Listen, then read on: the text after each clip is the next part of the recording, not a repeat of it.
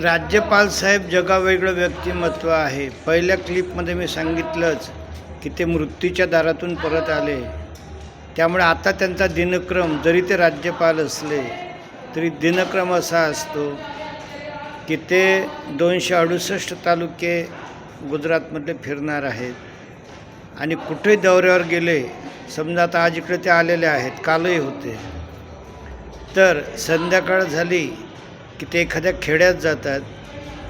तिथं जी जिल्हा परिषदची शाळा असतं पहिल्या तर 4थ्या वर्गामध्ये, त्या खोलीत ते झोपतात. अर्थात ते राज्यपाल असल्यामुळे त्यांच्या अवतीभोवती दूरवर पोलीस, ते बंदूकधारी, झेड सिक्युरिटी ते राहतच, पण ते त्यांना डिस्टर्ब करत नाही. नंतर कोण्या गरिबाच्या घरी ते जेवण घेतात आणि रात्री 8 ते 10 वाजेपर्यंत खेड्यामध्ये सकारात्मक गोष्टी करतात. त्यामध्ये वृक्षारोपण,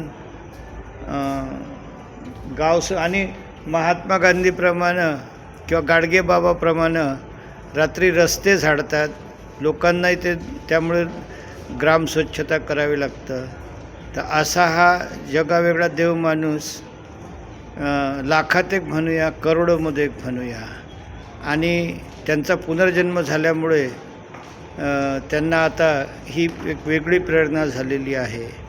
हे जेव्हा, म्हणजे तसं ते आता भारतीय स्तरावर काम सुरू झालेलंच आहे की रासायनिक खतमुक्त शेती, पण जेव्हा राष्ट्रपती होतील तेव्हा अधिक वेगानं ते काम करतील आणि आपल्याला जे 8व्या वर्गात शिकवत की राष्ट्रपती म्हणजे रबरी शिक्का, तो शब्दप्रयोग खोडून काढतील.